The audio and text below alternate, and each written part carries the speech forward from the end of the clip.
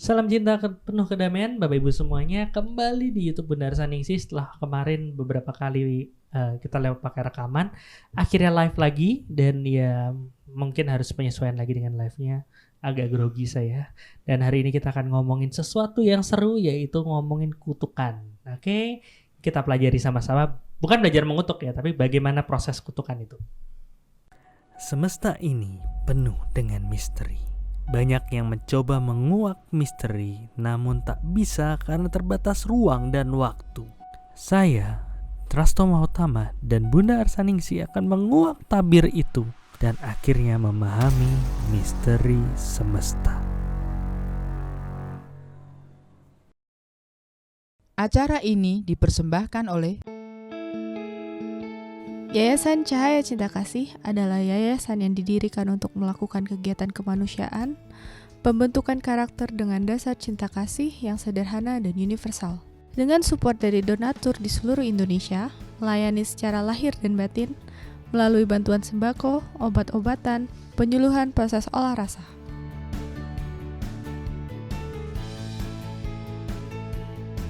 Terima kasih yang sebesar-besarnya kepada Yayasan Cahaya Cinta Kasih telah peduli kepada sesama warga Kota Batu yang terdampak banjir bandang. Bersama-sama membantu masyarakat yang tertimpa musibah akibat gempa bumi. Support kami dengan berdonasi melalui rekening yayasan yang ada di deskripsi. Iya, oke. Masih grogi, masih berpikir habis ini mau ngapain. Cuman ya tetap masih selalu ingat untuk ngucapin terima kasih banyak ke semua donatur di Yayasan Cahaya Cinta Kasih, karena podcast ini bisa terselenggara dengan donasi dari teman-teman semua, dari Bapak Ibu semua. Dan selain podcast juga kita melakukan kegiatan-kegiatan sosial ya. Salah satunya ini ada laporan sedikit, kita ngelakuin proses bersih-bersih bareng. Soul Action nih, kita ngelakuin proses bersih-bersih bareng di daerah Pesagi. Mungkin ada videonya. Memang di tempat itu tempat yang spesial dan kita mau mau berdirikan di sana Soul Retreat and Healing Center, benar ya? Iya. Nah, jadi tempat itu akan spesial banget untuk proses healing dan ya kan tentu dengan kita memberi di daerah sana juga, nggak cuman di tempatnya itu tapi di desanya itu kita ngelakuin proses bersih-bersih sama teman-teman dari Soul Community, ngelakuin proses bersih-bersih dan ada nanam pohon juga. Terus ya pokoknya kita bagusin lah tuh daerah di Desa Pesagi. Itu di tempat di situ akan didirikan Soul Retreat and Healing Center, fokus dalam proses penyembuhan. Mudah-mudahan nanti Bapak Ibu bisa ngerasain healing dan retreat di sana ya.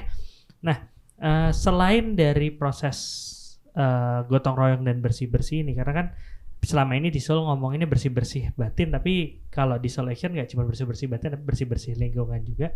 Selain itu kita juga sempat nih ada diskusi sama beberapa teman dan melihat bahwa ada satu masalah yang sepertinya perlu penanganan, Bunda, yaitu adalah proses air bersih. Iya, karena masyarakat memang sangat membutuhkan ya, apalagi di musim kemarau ini kita harus sudah siap-siap. Dan kami dari Yayasan Cahaya Cinta Kasih karena paham ya dengan proses hukum mengalir hukum energi yang mengalir ya, jadi kita akan mengalirkan donasi dari Bapak Ibu semua yang tentunya telah berdonasi untuk proyek-proyek air bersih yang nantinya akan kami salurkan ke tempat-tempat ya, wilayah-wilayah yang memang kekurangan air bersih ya. Dan itu kan menjadi proyek jangka panjang ya, benar? Proyek jangka panjang. Bukan cuma sekedar ini kita bawain berapa galon air itu, enggak ya? Bukan, karena kita akan membuat ada beberapa yang sudah ini adalah sumur ya. Itu ada beberapa tempat yang sulit untuk air bersih sehingga kita harus membuatkan sumur bor mungkin ya. Dan rencananya ya akan berkelanjutan karena kita paham air ini sangat dibutuhkan oleh kita manusia, tidak hanya manusia, tumbuh-tumbuhan dan sebagainya, hewan, sehingga ketika kita mempunyai kesadaran untuk berbagi air bersih pada semua makhluk tentu itu juga akan memberikan dampak yang positif bagi Bapak Ibu. Ya, mudah-mudahan nanti melalui Yayasan Cahaya Cinta Kasih kita akan salurkan donasi-donasi Bapak Ibu Soul Action ke proyek-proyek kemanusiaan ini. Iya, dan tentu kita nggak bisa lakuin itu sendiri. Dengan kita perlu support juga dari Bapak Ibu semua untuk bisa memberi lebih untuk semuanya. Ya, dan mungkin juga informasinya ya, mungkin kalau daerah-daerah atau di mana, aduh Bunda ini di sini ada kekeringan atau apa, mungkin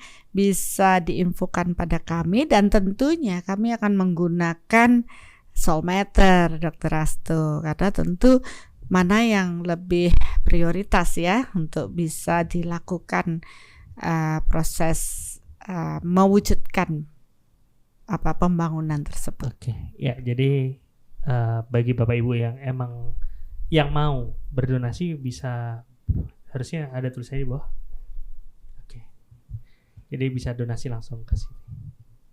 Oke, kita masuk pembahasan kali ini. Pembahasan yang saking serunya sampai ketunda 2 minggu. Saya tuh sudah mengamati gitu loh. Setiap ada proses penundaan, karena tentunya penundaan bukan dari kita ya, Dr. Asto ya. Maksudnya pasti ada aja sesuatu yang membuat itu tertunda. Ya, tidak ada yang kebetulan gitu loh. Nah, yang kemarin juga ditundanya nggak sengaja itu. Iya, memang tidak. Kita sudah mempersiapkan. Saya nggak sengaja jatuh gitu, enggak ya? Enggak sih. Ya, begitulah. Ya, tapi ya mudah-mudahan kali ini dengan mampu ditayangkan saat ini ya bisa memberikan edukasi pada Bapak Ibu semua dan membuat kita paham kenapa hal berhubungan dengan kutukan itu terjadi pada kehidupan kita. Iya, dan mungkin bagi beberapa teman ini menjadi sesuatu yang wah atau sesuatu yang baru gitu. Tapi bagi beberapa teman lain udah jadi makanan sehari-hari gitu Bunda. Ngomongin masalah kutukan ini, dan tentu ya maksudnya biar kita seru banget bahasnya itu, nanti kita akan datangkan tukang kutuk profesional. Jadi profesi tuh. Iya, profesi. Dia sudah berlatih sekian lama untuk mengutuk-ngutuk orang gitu kan. Nanti kita akan ngobrol sama dia. Cuman sebelum mulai ke situ kita harus bikin satu frame dulu, satu batas dulu. Kutukan tuh apa? Kenapa? Karena namanya definisi itu kan sesuatu, definisi saya, definisi Bunda bisa saja berbeda. Si A bilang kutukan adalah seperti ini, si B bilang seperti ini, itu wajar banget. Boleh-boleh saja boleh-boleh kan. aja gitu. Cuman yang kita omongin tuh yang mana sih? Tapi kalau sebelum mau kita omongin nih, kita lihat dulu dong definisi yang beredar di masyarakat. Iya, karena ada yang bilang nih kutukan itu kalau misalnya sesuatu, misalnya dia mengalami satu proses yang sial terus-menerus gitu, itu dibilang kutukan, ya kan? Terus ada yang dibilang kutukan itu terjadi gara-gara dia melakukan satu kesalahan, misalnya kayak ada tuh satu daerah yang dibilang itu satu candi. Di candi itu ada kutukan dan semua orang yang datang ke sana sama pasangannya pasti akhirnya putus. Itu dibilang kutukan. Ada juga dibilang kutukan itu, kalau ini nih kemarin ada satu kejadian yang mungkin parah gitu ya, kayak perang Ukraina sama Rusia gitu. Banyak banget tokoh-tokoh yang bilang saya mengutuk kekerasan di sana. Itu kan udah ngomong, saya mengutuk gitu kan. Jadi suatu proses kutukan. Udah gitu banyak juga yang dibilang kalau habis mendapatkan ini nanti akan mendapatkan kesialan bla bla bla bla. Banyak banget Bunda. Nah, kan itu jadi bingung sebenarnya. Kutukan tuh yang kayak gimana sih? Apakah yang salah satu dari tadi atau jangan-jangan sesuatu yang benar-benar beda daripada apa yang dibilang sama orang-orang di luaran itu? Iya, bahkan saya jadi inget nih barusan. Oh iya, maling kundang itu juga dikutuk ya, jadi batu. Itu banyak banget. Ada cerita yang dibilang apa namanya? Putri nggak boleh, nanti kamu nggak boleh noleh ke belakang ya gitu. Terus dia penasaran, dia noleh ke belakang karena melakukan kesalahan itu, triggernya dapat, langsung kutukannya bekerja dan akhirnya dia jadi batu. Itu ada yang bilang kayak gitu. Iya, ada yang jadi kodok. Terus nunggu dicium sama Putri. Iya, ya banyak lah ya prosesnya ya Bapak Ibu ya. Memang kalau kita amati, saya ini kan pengamat dari proses energi ya, karena dengan metode soul matter kita bisa mengetahui atau mengukur potensi energi pada suatu kondisi gitu. Nah, awalnya sih saya tidak terlalu peduli dengan proses itu, tapi seiring dengan proses waktu saya melihat, waduh, orang ini kok sial terus ya. Apa sih yang terjadi dalam dirinya? Kok terus saja misalnya rugi terus, merugi ya. Maksudnya bisnis apapun enggak, bisnis pun rugi. Rugi. Jadi terus saja terpuruk secara materi. Kemudian saya juga melihat orang sakit. Ya, ini sakit, bapaknya sakit, anaknya sakit, cucunya sakit, lah kok terus sakit. Itu gitu. Bukan karena sakit keturunan kan maksudnya? Bukan. Ya, makanya kan kalau dengan metode soul matter kita kan akan menganalisa nih semua bentuk-bentuk energi yang pada diri seseorang yang dibawanya. Oh, yang ini emang sakit yang memang diderita karena fisik ya, karena ada 5 dimensi tubuh. Jadi kita bisa menganalisa dari proses ini energi apa sih gitu. Kalau dia energi berpenyakit, oh beda dengan oh ini ada makhluknya, oh beda gitu. Nah, akhirnya saya menganalisa nih apa sih sebenarnya sumber dari permasalahan. Ternyata ada potensi energi yang cukup kuat yang meliputi tubuh energi orang tersebut. Nah, setelah ditelusuri ternyata oh ini kok sudah tidak hanya dia saja, tapi kok kelompok nih. Kita ukur lagi bapaknya, kakeknya, loh kok ada ya dengan potensi energi yang sama. Akhirnya pun saya mengamati, oh ini sudah terjadi dari, ya ada contoh dikutuk 7 turunan gitu. Tapi ini baru 5 turunan. Ya jadi tadi entah gimana tiba-tiba komputernya langsung blue screen, ada tulisan error dan langsung harus restart. Ya kita juga sempat kaget gitu kan, kita pikir apakah ada kutukan atau gimana. Dan tiba-tiba di chat ada yang bilang ada kutukan pada komputernya. Buset dah. Oke, ada satu orang yang udah lihat dia sial terus, udah jatuh ketimpa tangga, kelindes truk, ketiban. Janganlah. Pokoknya sialnya kayak gitulah gitu. Kan orang biasanya kan jatuh ketimpa tangga kan, jatuh ketimpa tangga tuh udah anugerah bagi dia gitu. Terus ternyata bapaknya punya pengalaman yang sama, neneknya semua segala macam, ternyata kutukan 7 turunan. Kenapa harus 7 ya? Kenapa nggak 8? Itu kan boleh-boleh aja, tergantung yang mau ngutuk mau berapa kali gitu. Kayaknya udah konsensus gitu ya kalau ngutuk turunan 7 turunan gitu. Oke. Nah, terus gimana habis itu Bunda? Iya. Oke, mungkin saya ulang aja lagi ya. Kan lebih santai aja. Lebih baik. Biar kita bisa sama-sama belajar ya.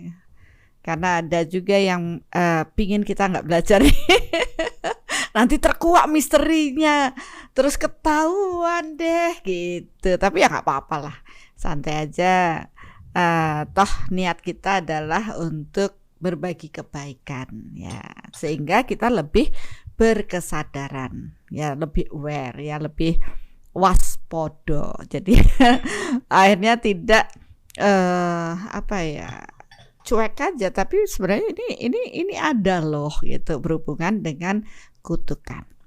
Oke. Nah, berhubungan dengan proses kutukan sebenarnya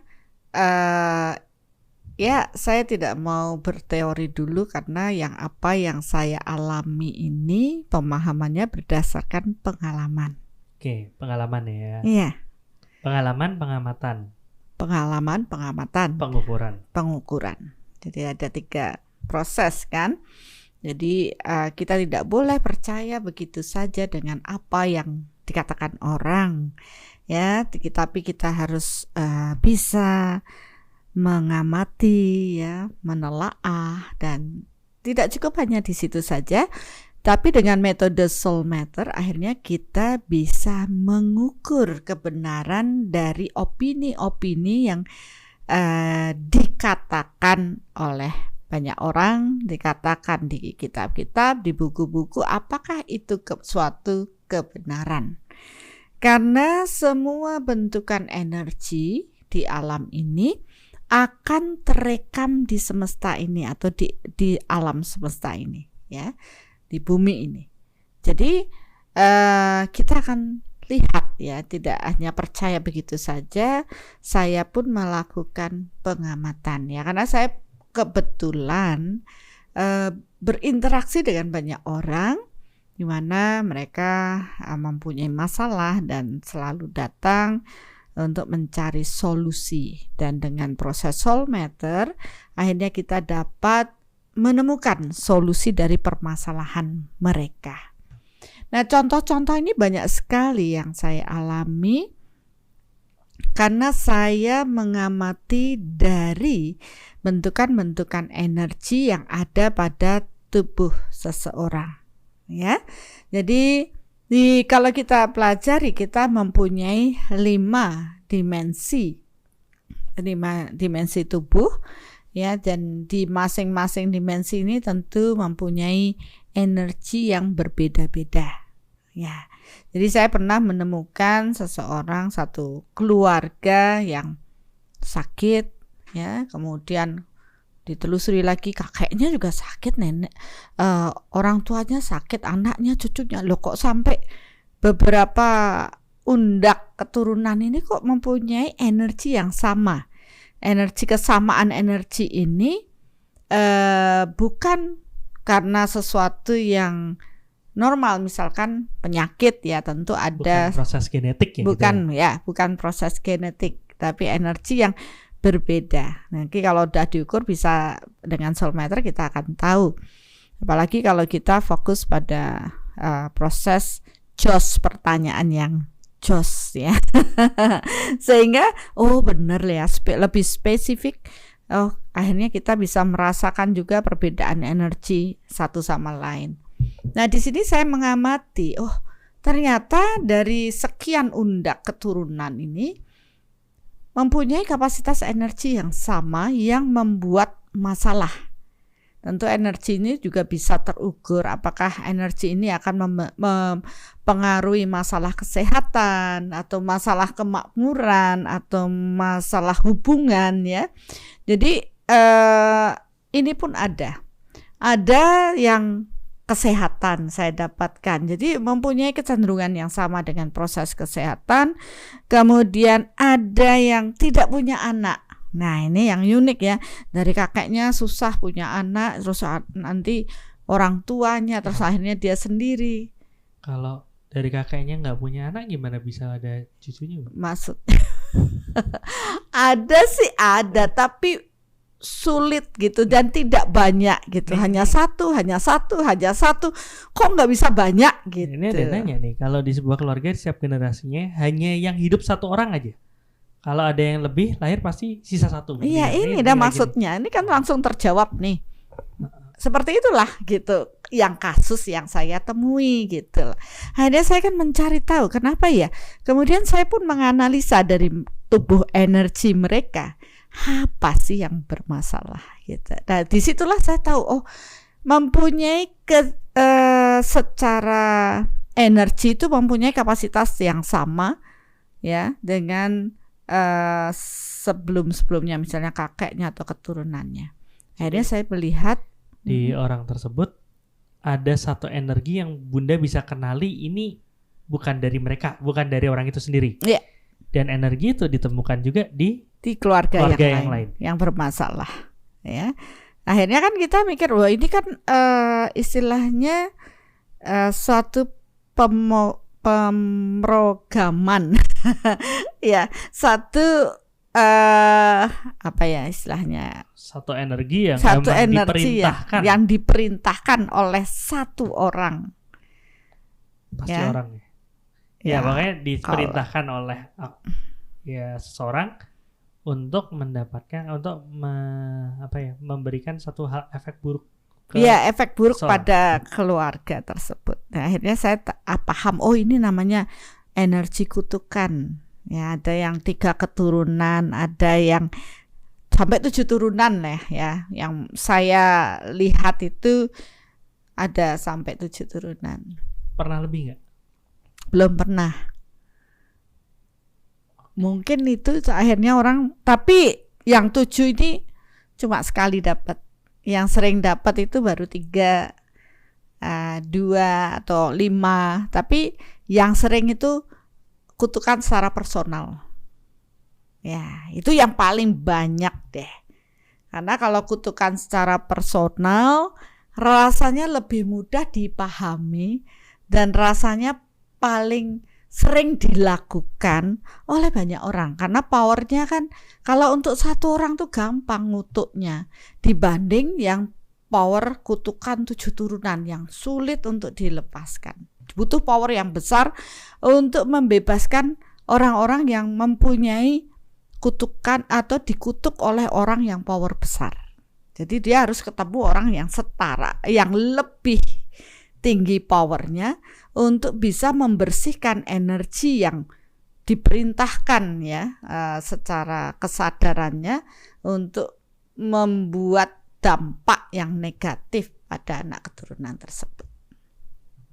Nah, itu yang disebut kutukan. Jadi energi, kapasitas power energi yang negatif yang diperintahkan oleh seseorang yang punya power energi yang cukup besar, yang negatif, untuk ya apa ya, karena ini suatu perintah ya, energinya itu akhirnya membentuk bentukan yang terus menerus sampai kalau memang untuk bisa membebaskan diri dari kutukan harus bertemu dengan orang yang mempunyai power yang lebih tinggi dari orang yang telah mengutuknya.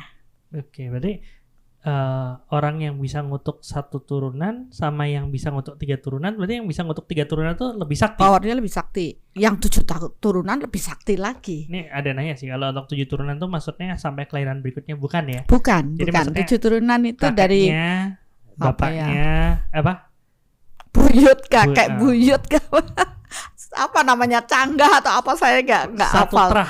Ya, dalam 1 terah. Oke. Nah, tadi kan Bunda bilang berarti kutukan itu adalah pada saat energi ini diprogram oleh seseorang atau satu entitas untuk membuat efek buruk terhadap orang lain. Nah, Dan itu kalau powernya besar ya akan terus turun temurun. Nah, sesuai dengan perintahnya. Bahkan kutukan itu tidak hanya untuk manusia loh ya. Energi kutukan ini juga ada untuk tempat. Ada suatu daerah yang pernah saya alami. Daerah tersebut dikutuk dalam proses kemakmuran. Ya. Jadi di sana itu apapun dibuat, usaha apapun tidak pernah jadi. Ternyata kutukannya sudah cukup lama dan cukup kuat. Sehingga ketika itu dibersihkan, saya juga kaget beberapa tahun kemudian ya berjalan, akhirnya tempat itu pun menjadi ramai. Ya, ramai secara kemakmuran berjalan. Oh, dahsyat banget ini berhubungan dengan kutukan. Jadi kenapa kalau kita paham ya kita harus terus terupgrade. Untuk apa? Untuk menyelesaikan. Barangkali kita memiliki rekaman kutukan di dalam diri kita. Nah, sekarang pertanyaannya Bunda, kan tadi Bunda ngomong kalau kutukan itu adalah satu energi dikasih perintah untuk bikin hal buruk orang lain. bedanya sama yang kayak dibilang apa black magic atau santet apa tuh sama apa enggak? Apa dua hal yang berbeda nih? Ya, sebenarnya kalau black magic atau santet itu ya membutuhkan kekuatan makhluk ciptaan Tuhan yang lainnya. Ya, jadi mereka memerintahkan, ini loh kamu ke sana, kamu bikin ini. Kalau ini kan power yang diniatkan oleh seseorang. Wah, kamu loh saya kutuk. Enggak. Ini kan aja. Kata-katanya aja, nggak pakai power nih. Ya, oke. Ya, jadi kamu loh saya ntar kamu nggak dapat jodoh, misalkan baru putus cinta gitu sama pacarnya, terus pacarnya marah terus, pokoknya kamu nggak dapat jodoh, nanti kamu susah cari. Akhirnya bener kata-kata itu mewujud, dia sulit untuk mendapatkan jodoh.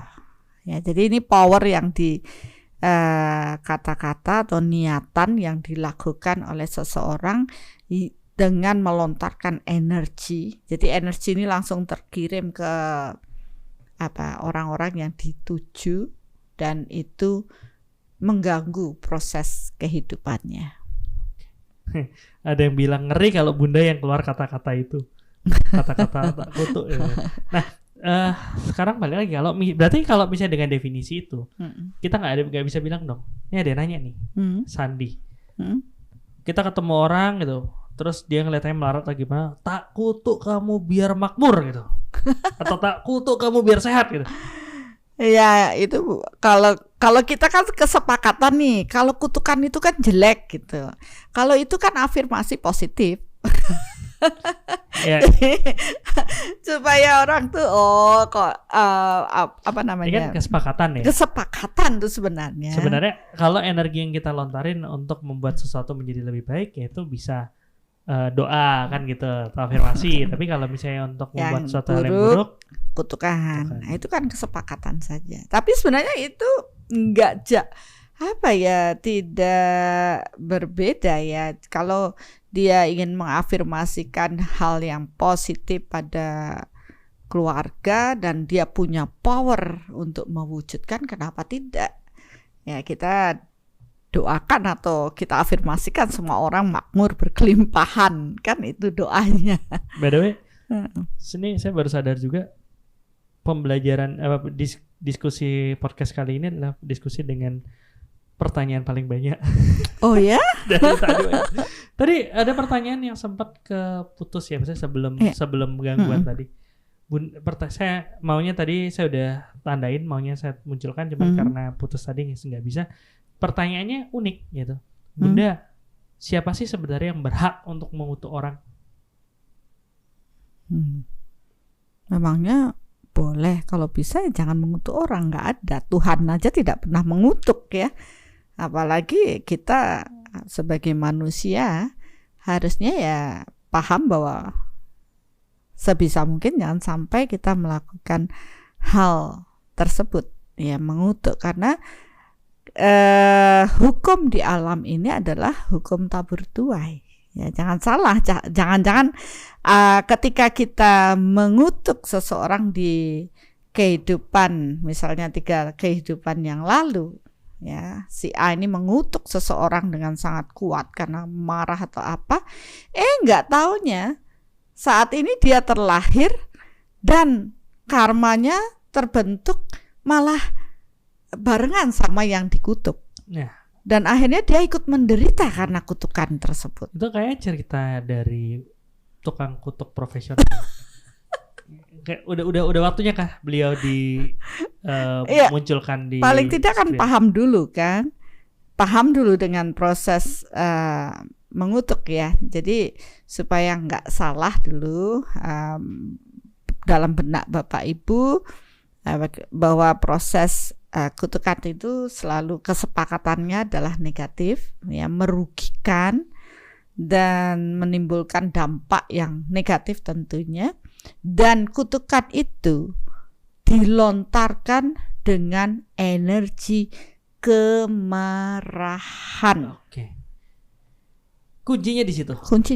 Jadi mengutuk itu dengan ledakan emosi ya, bom nuklir duar gitu. Jadi bukan dengan penuh cinta. Loh, nggak bisa orang penuh cinta mengutuk gitu. Ini menarik sih Bun. Jadi pada saat entah gimana waktu kita lagi mikir nih kira-kira apa ya di podcastnya, terus tiba-tiba muncul di otak kutukan gitu. Dan jujur saya nggak yakin nih mau bahas kutukan gitu. Tapi ternyata secara Soulmatter didapatkan, oh ini ya waktunya dibahas kan seperti itu. Saya nyoba ngelakuin proses riset sebenarnya, apa sih pendapat orang tentang proses kutukan, dan saya menemukan satu video di YouTube. Saya nggak sebut siapa orangnya itu. Dia bilang gini, kita harus hati-hati sama kutukan karena kutukan itu bisa bla bla bla bla bla bla. Nah, untuk kutukan itu bisa terjadi, 1 harus gini, 2 harus gini. Loh, itu malah ngajari ya. Nah, maksudnya itu kan maksudnya jebakan ya. Dalam artian maunya mengedukasi bahwa mengutuk tidak baik, tapi malah mengajarkan. Tapi di situ disebutkan salah satunya adalah kalau mau kutukan itu kuat, lakukan dengan amarah. Oh, iya benar kan tadi bahwa yang namanya proses mengutuk itu selalu dilontarkan. Jadi ini energi kemarahan yang ditujukan, entah itu pada 7 turunan dengan kemarahan yang sangat luar biasa, ditujukan pada kelompok orang atau seseorang atau tempat yang akhirnya menimbulkan dampak negatif. Ya, istilahnya dengan energi kutukan itu mewujud di alam ini seperti apa yang energi yang dikirimkan oleh orang yang mengutuk tersebut. Tapi ya kembali lagi, besar kecilnya proses kutukan itu sendiri dipengaruhi oleh besar kecilnya power amarah atau kemarahan seseorang pada saat dia mengutuk. Semakin marah, semakin powerful. Marah, semakin powerful untuk kutukan. Untuk doain beda. Beda. Doain semakin marah, semakin nggak berarti. Jadi emang powerful ini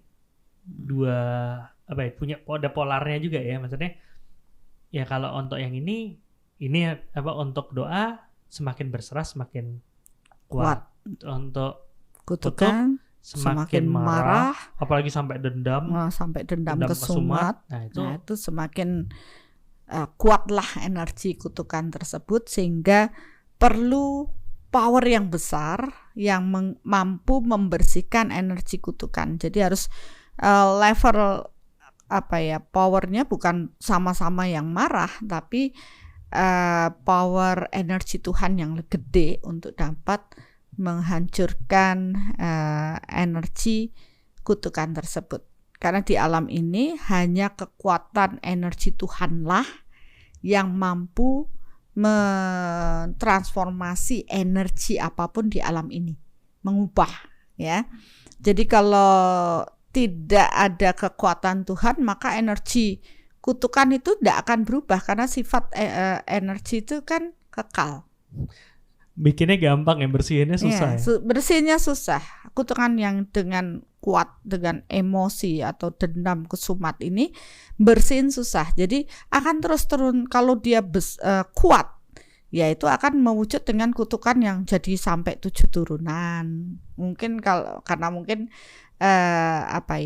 yang masih hidup 7 turunan ketemunya. Coba kalau mungkin kutukannya udah jauh lebih lama, bisa sampai ratusan kali kalau belum ada power yang cukup kuat. Ya, tapi saya pernah menemukan kutukan yang dibentuk dengan power yang sangat kuat itu dari zamannya Adam Hawa sampai sekarang.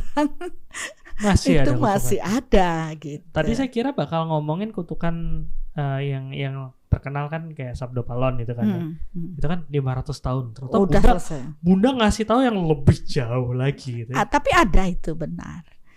Ya, bahkan yang diceritakan ya saya juga takjub.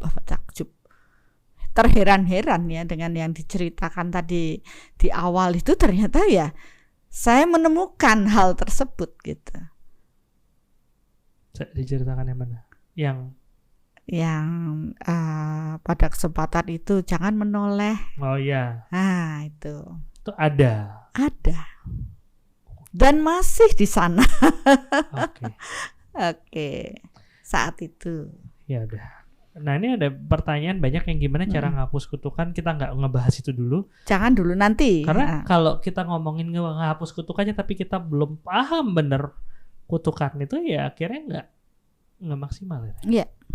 Ya kita bahas dulu hari ini ya Membedah berenang kutukan.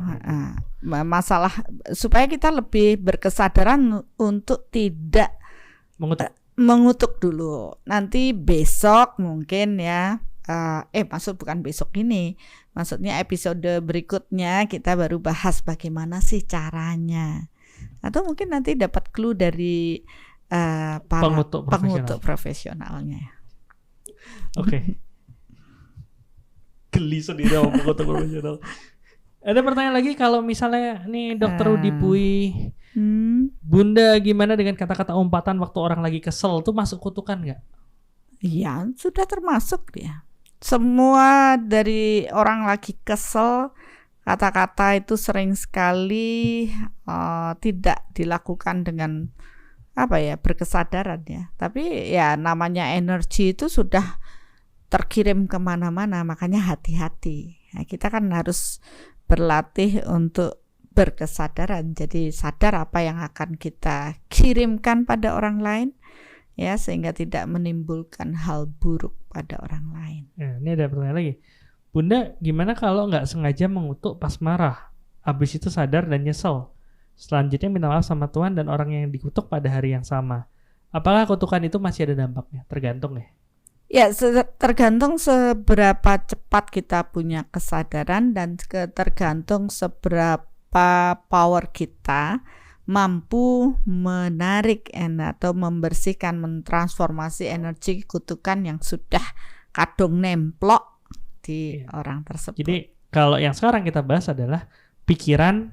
Kalau kita ngomongin pikiran yang buruk, itu sudah menjadi satu proses kutukan. Iya, itu sebenarnya terjadi begitu saja. Mau sadar nggak sadar. Mau sadar nggak sadar. Masalah bersihinnya nanti belakangan. Ya, karena bersihnya lebih susah. Oh iya pasti, Bun.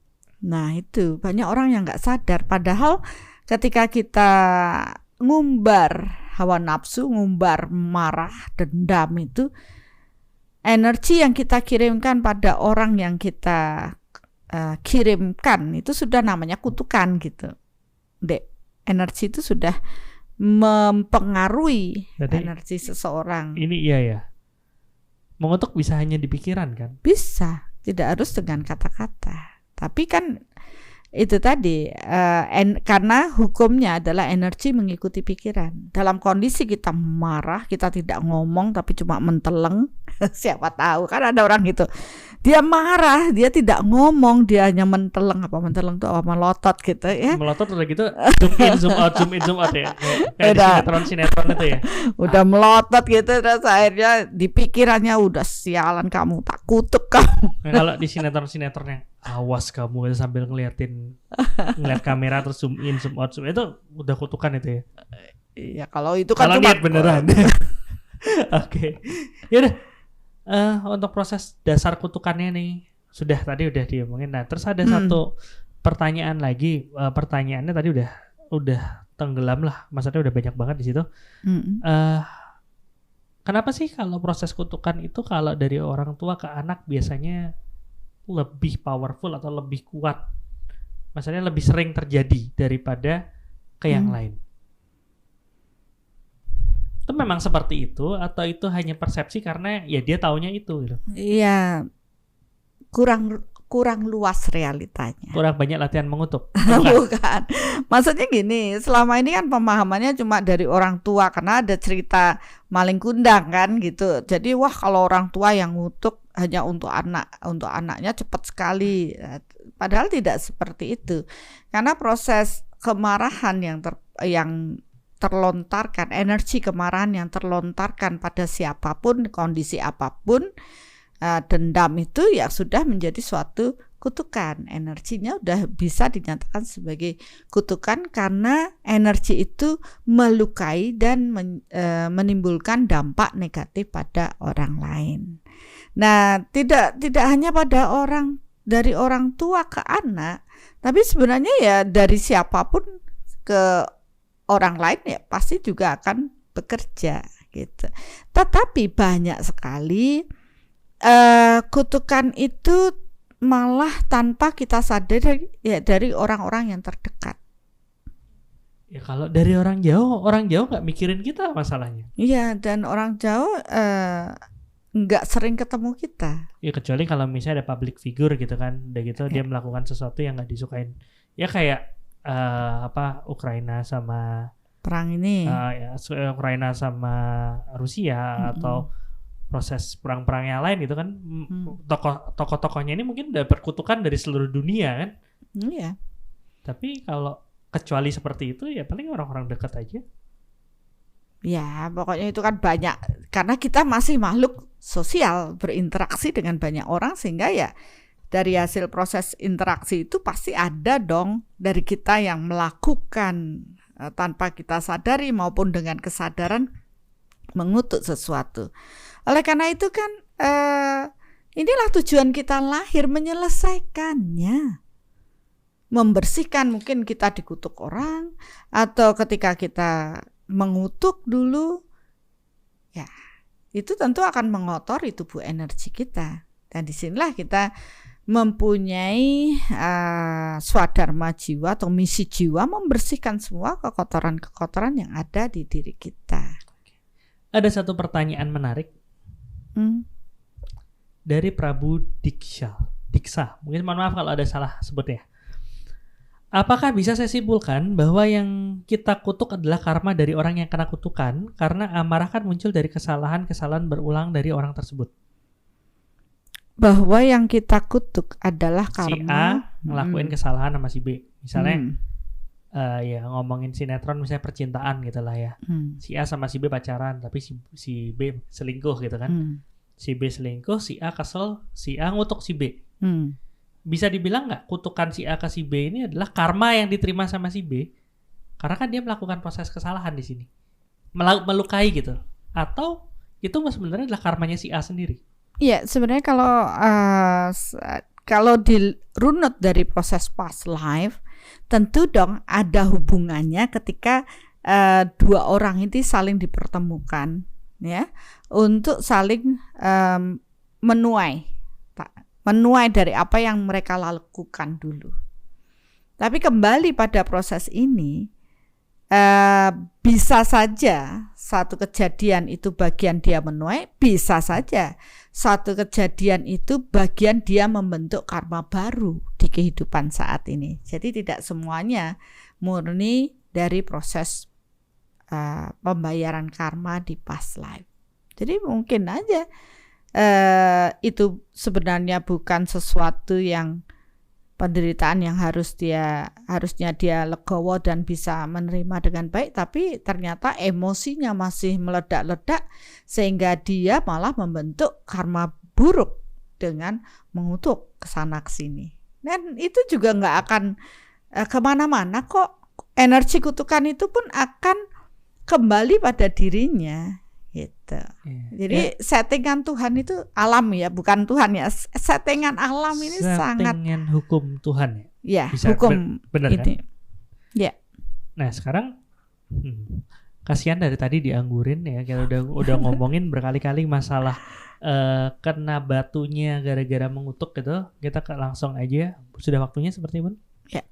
Perkenalkan seorang pengutuk profesional yang sepanjang hidupnya entah di kehidupan sebelumnya pun mengutuk banyak sekali orang dan sekarang sering kaget gitu baru ketemu sama si siapa gitu, aku pernah ngutuk dia, bahkan ikan pun ada pernah dikutuk. Silakan perkenalkan diri. Selamat malam Dr. Asto. Selamat malam Bunda, selamat malam teman-teman yang menyaksikan podcast Bunda malam ini. Perkenalkan, nama saya Gong Tuni, pengutuk profesional. Jadi Gung Tunik ya, sudah berapa tahun berprofesi menjadi seorang pengutuk? Wah, kalau dihitung tahun bukan banyak tahun mungkin Mas Dr. Hasto, karena saya lakukan itu di kehidupan past life lah katanya. Rekaman pengutuknya saya lakukan mungkin sedikit di kehidupan sekarang, tapi banyak di kehidupan sebelumnya. Oke. Banyak di kehidupan sebelumnya. Sangat banyak. Ya, yang penting kan kehidupan saat ini sudah lebih menyadari ya. Benar. Nah, betul. Coba kalau sebelum paham, apakah masih sering mengutuk juga? Maksudnya sebelum paham loh dengan soulmeter. Jadi ini timelinenya kan dari lahir sampai akhirnya ketemu soulmeter kan gitu. Ya. Nah, pada proses itu tuh apakah masih kebawa kebiasaan dari kehidupan sebelumnya untuk orang biasanya senggol bacok, ini senggol kutuk gitu? Karena belum paham Dr. Hasto, saya kan tipenya pemarah. Saya orangnya pemarah, jadi kemungkinan, bukan mungkin lagi sih, mungkin kalau diukur soulmeter ada pasti yang saya dengan energi marah itu, dengan sifat pemarah saya, pastilah energi kutukan itu atau rasa kesel bukan mendoakan ya Bunda, Ya mengutuk jadi. Mengutuk orang itu pasti ada dokter. Pasti ada yang terlontar di kehidupan saat ini karena dengan karakter pemarah saya. Berarti rekaman dari past life yang berhubungan suka mengutuk itu terbawa ya, Gung Tunik, sampai kehidupan saat ini ya. Mungkin nggak cuma rekaman ngutuknya aja, rekaman marahnya juga mungkin kebawa dari kehidupan sebelumnya ya Bunda. Pasti Jadi, banyak. Pasti banyak. Itu yang membuat dia mudah untuk mengutuk kan gitu, karena dia orang lain harus nunggu marah dulu kan, tapi kalau dia marah terus jadi gampang ngutuk gitu. Ya makanya rekaman karakter itu tidak didapat oleh seseorang hanya pada saat kelahiran saat ini, tetapi semua sudah menjadi rekaman jiwa dari past life yang dibawa hingga kehidupan saat ini. Nah, dengan apa sih sebenarnya, kalau saya mau bertanya sama Gung Tunik ya, ini agar jadi pelajaran juga untuk teman-teman yang lain. Proses apa sih yang akhirnya membuat Gung Tunik sadar bahwa banyak dalam kehidupan dulu saya mengutuk? Maksudnya Gung Tunik. Apakah lagi diem gitu terus tiba-tiba langsung kayak flashback gitu, cerita-cerita pernah ngutuk ini gitu, atau gimana, atau tiba-tiba ya gimana ceritanya kok bisa tahu kalau bahwa ternyata saya banyak banget loh ngutuk orang gitu? Saya paham jati diri saya seorang pemarah, tukang kutuk itu setelah belajar soulmeter Bunda. Jadi sebelum belajar saya nggak paham gitu, maksudnya bahwa saya membawa rekaman seperti itu. Jadi di saat saya paham soulmeter, mengenal lebih dalam jati diri, ternyata rekaman saya banyak mengutuk ya. Saya sakit kanker, saya mengalami keterpurukan di hubungan, di kemakmuran. Di situ semua terbuka setelah saya paham soulmeter. Lebih niteni gitu loh Bunda. Jadi dengan soulmeter, ternyata efek rekaman mengutuk ini seperti ini ya. Saya banyak ngutuk orang di kesehatan, mengutuk orang di kemakmuran, mengutuk orang terdekat saya di hubungan. Dan saat ini saya dipertemukan, ya saya pun merasakan hal-hal tersebut gitu. Jadi kayak apa dulu saya menaburnya buruk, ya sekarang rasakanlah gitu. Oke. Nah itu ya tadi kan yang diceritakan adalah saya melihat nih, saya punya terpuruk di sini, dan akhirnya saya tahu bahwa itu adalah proses akibat dari kutukan yang dulu pernah dialami kan gitu. Iya. Nah gimana ceritanya sih pertama kali sadar bahwa ternyata saya dulu mengutuk orang ya, itu gimana ceritanya? Waktu itu Bunda sih yang mengukurkan dengan soulmeter. Jadi ada pembelajaran waktu itu, jadi tentang kutuk mengutuk. Jadi waktu itu saya diukur bahwa Kung Tuni punya rekaman mengukur sekian poin, dan itu Rekaman mengutuk. Rekaman mengutuk aja di grogi saya. Grogi, Biasanya di belakang layar, sekarang harus tampil. Antara grogi harus sharing ini atau grogi gara-gara mantan-mantan yang dikutuk ada semua di chat ini? Wah, hampir semua Dok, hampir semua orang, hampir semua keluarga, hampir semua ikan. Wah, pokoknya semua yang saya temui, saya kutuk gitu. Jadi waktu itu Bunda mengukur bahwa saya mempunyai rekaman mengutuk yang sangat banyak gitu. Jadi di situ pun saya kaget gitu loh. Wih, segitu banyaknya ya saya mempunyai rekaman mengutuk. Jadi dari situ terus diingatkan Bunda untuk berusaha menyelesaikan. Jadi saya kayak lebih aware gitu loh, ketemu sama orang, ukur. Oh, saya kutuk ya. Jadi kayak senyum-senyum sendiri. Kadang-kadang sama Bunda, tukang pohon itu saya kutuk ya Bun? Iya. Beli ikan, Bunda, tukang ikannya saya kutuk ya Bunda? Iya. Ikannya saya kutuk ya Bunda? Iya gitu. Jadi kemana-mana SOP pertama yang saya ukur untuk menyelesaikan karma, mengutuk gitu dokter. Itu karena dia tahu jati dirinya ya, Bunda. Iya, ini efeknya, dia mengenali dirinya dan dia mampu menyelesaikan ya apa yang menjadi PR dalam kehidupan saat ini.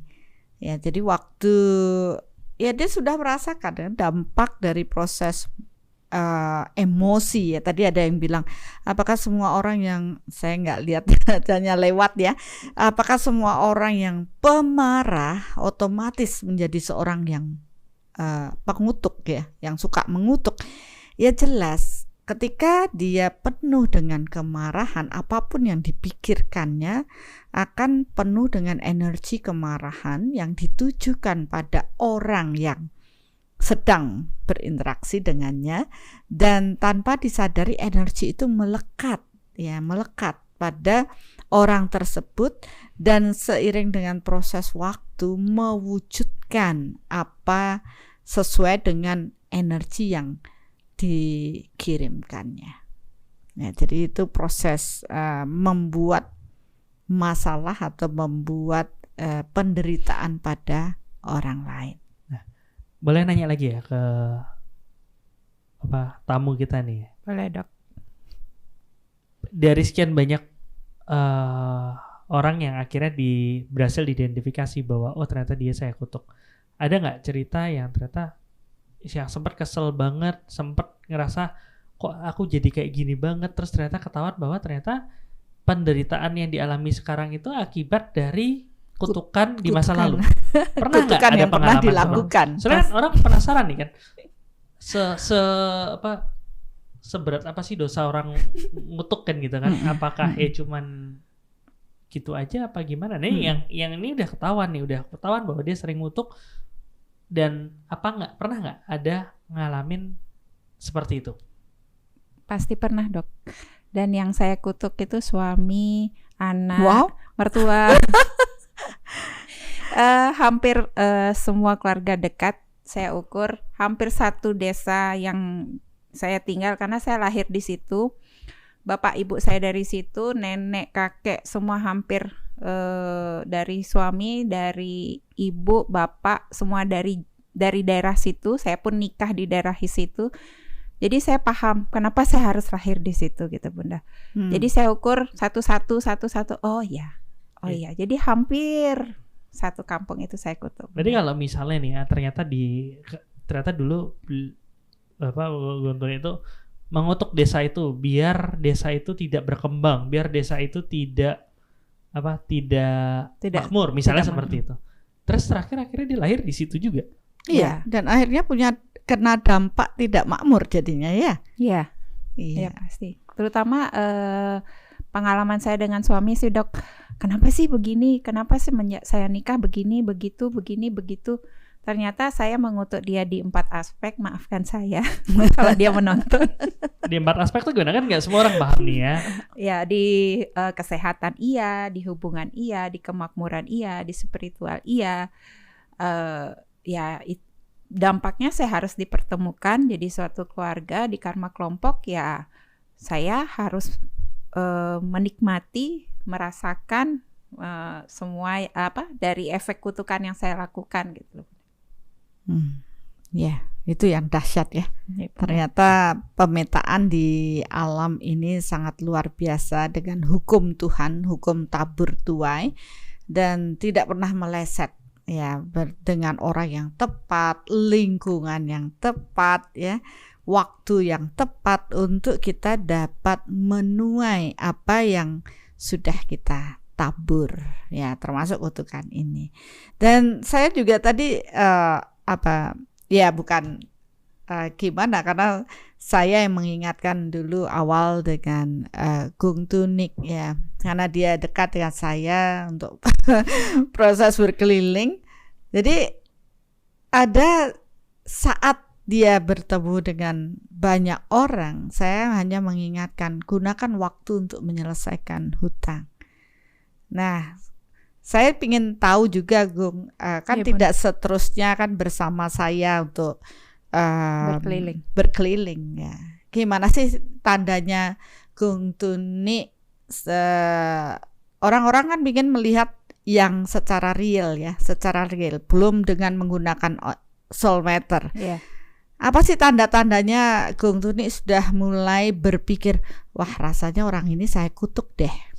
Rasa sensasi apa sih gitu, maksudnya yang bikin sebelum mengukur tuh udah ada clue bahwa orang ini setelah itu kan baru konfirmasi dengan soul meter, bener nggak sih gitu.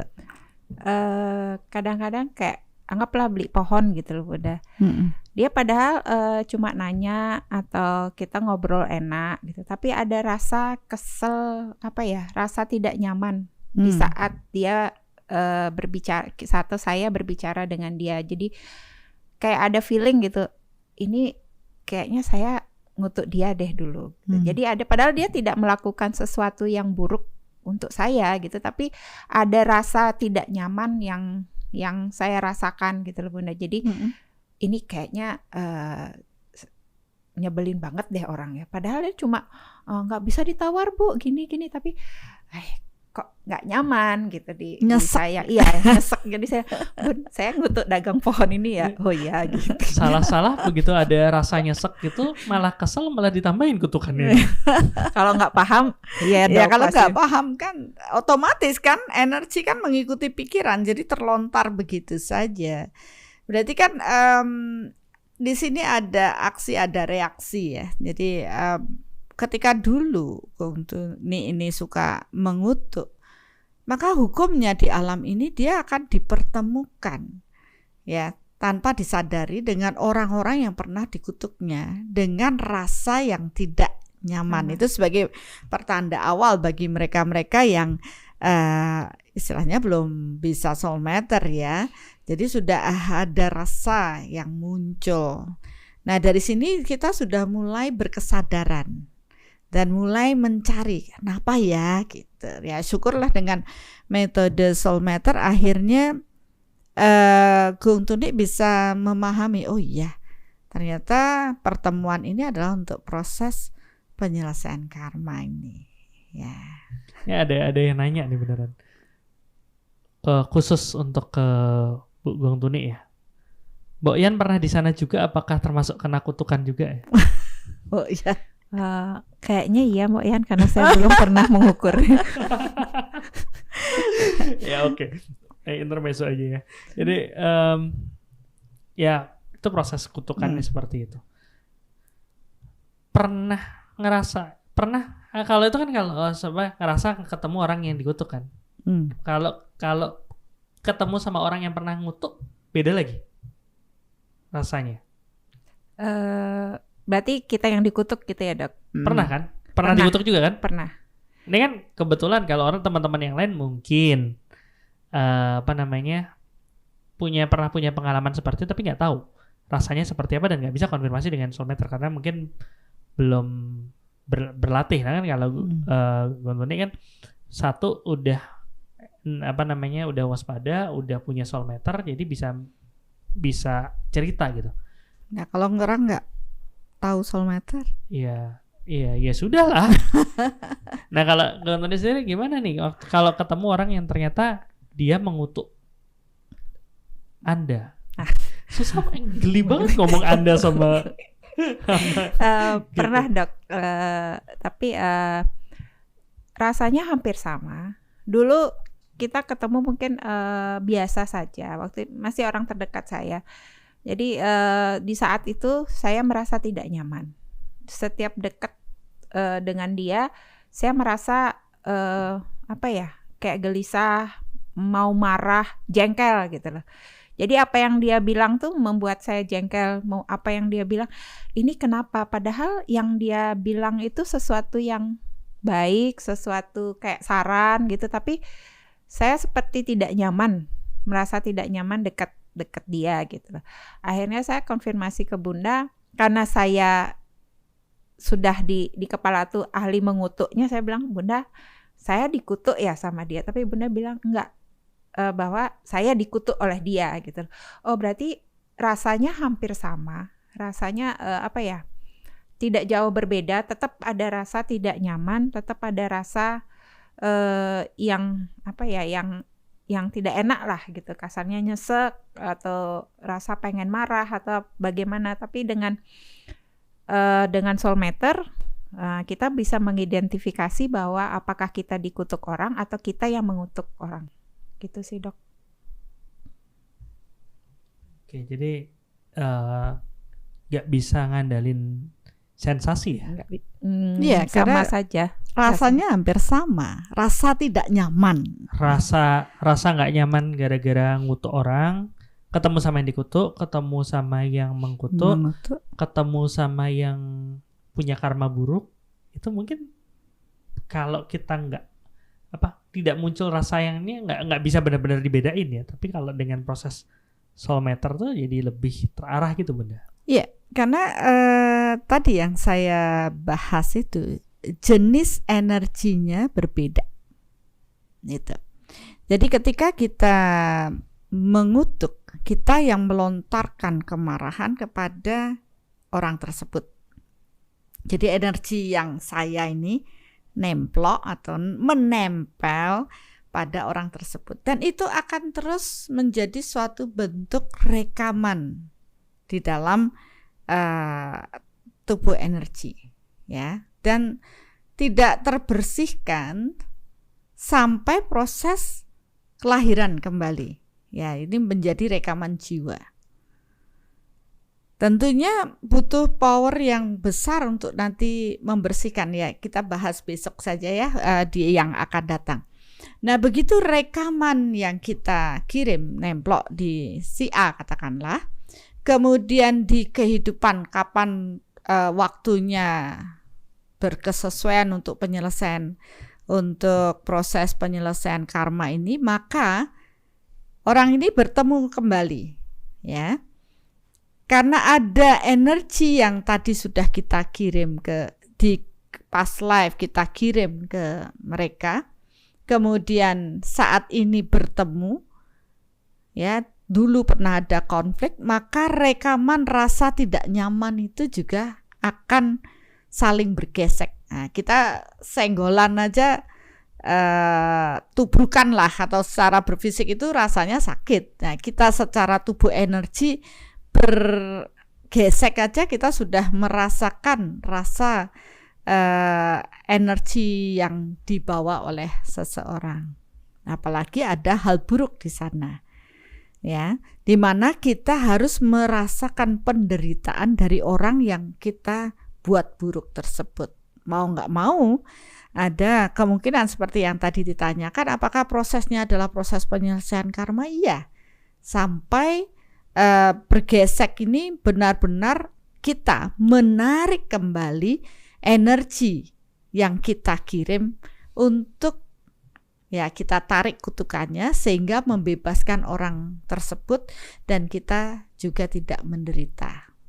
Nah, disinilah akhirnya saya mengamati, oh ternyata Tuhan itu memetakan dengan hukumnya, hukum alam, hukum energi, hukum tabur tuai, hukum karma ini, agar manusia ini menyadari hal-hal apa yang dia kirim pada orang lain yang buruk dan kembali untuk hadir membersihkan ya apa-apa yang dulu dia pernah tanam. Jadi PR-nya ya kita harus mengembalikan lagi. Kalau dulu dia mengotori dengan emosi, maka dia akan terus dikejar sama si A ini sampai akhirnya ya misalnya si B ngirim emosi pada si A, ya kan? Kemudian yang punya emosi ini lahir, dia pun akan berkesesuaian lahir. Kapanpun diintili terus, ya menyelesaikan sampai akhirnya si B ini punya kesadaran, oh iya loh, saya itu punya bagian energi yang dulu saya kirim, saya tarik lagi, saya minta maaf. Nah disinilah hutangnya lunas, ya istilahnya si A udah bersih lagi dari beban kutukan tersebut dan si B kembali menyelesaikan hutangnya tersebut. Ya sebenarnya itu aja. Jadi kan di sini kita lihat bahwa jiwa-jiwa manusia itu harus bertumbuh. Kalau tidak bertumbuh, maka dia tidak mampu menyelesaikan hutang-hutang karmanya yang tercecer di mana-mana. Kalau tidak bertumbuh, kita terus membawa kegelapan di dalam diri kita. Ya, gelap-gelap yang kita bawa ini akan semakin membuat cahaya jiwa kita meredup. Dan akhirnya kita tidak bisa kembali pulang. Orang kamu kotor kok gitu. Sedangkan cahaya Tuhan itu bercahaya, Tuhan sangat bercahaya terang. Berarti kita harus mensejeniskan diri untuk bisa menyelesaikan PR-PR kita ini, kegelapan-kegelapan yang kita bawa hingga akhirnya bisa secitra dengan Tuhan dan kembali pulang. Gitu. Itu PR kita sebenarnya. Dengan kasus kutuk mengutuk ini semua akan belajar. Seperti Gong Tunik belajar, dia bisa merasakan penderitaannya. Oh ternyata dikutuk, saya dulu mengutuk di kesehatan, sekarang Gong Tunik merasakan cancer itu gimana rasanya, kan gitu ya Bunda. Gong ya. Nggih Bunda. Jadi dari apa yang saya alami juga, cancer itu pun bermula juga Bunda, kalau teman-teman ibu-ibu nonton, bapak ibu semua menonton Karma Reinkarnasi episode 1, di situ karena rekaman marah yang besar, karakter pemarah saya yang begitu besar berdampak ke kesehatan saya juga gitu loh Bun, selain dari proses mengutuk di past life itu gitu loh Bunda. Itu marah apa kesel ya? Dulu pemahaman kesel dan marah beda Dok. Jadi waktu itu nggak ngerasa marah, jadi nggak selesai. Ngerasanya cuma kesel. Ternyata? Sama Dok. Makanya karena tidak tahu bahwa itu sama, tetap kekeh nggak marah, cuma kesel gitu. Jadi di saat tidak mengakui, ya tidak selesai gitu. Jadi di saat syuting Karma Reinkarnasi itulah Bunda bilang, oh ini loh rekaman marahnya banyak. Di saat saya bilang iya gitu, kayak wah lega Dok, dan menangis Bombay. Ya. Sebenarnya saya tertarik sih, kan ini kan kalau Gong Tuni ini sudah secara aktif terus, karena beliau tahu bahwa beliau banyak mengutuk orang, secara aktif terus mencari nih apa, ketemu orang saya ngutuk apa enggak ya gitu kan. Kalau begitu sudah ketemu, beliau harus selesaikan kan itu. Seperti Bunda udah sebutin, itu berhubungan dengan power. Dan tadi Bunda juga udah sebutin bahwa prosesnya itu adalah dengan cara membersihkan kegelapan-kegelapan yang ada dalam diri gitu kan. Jadi begitu proses gelapnya ini semakin berkurang, maka dia akan merasakan energi Tuhan mengalir lebih banyak di dalam dirinya.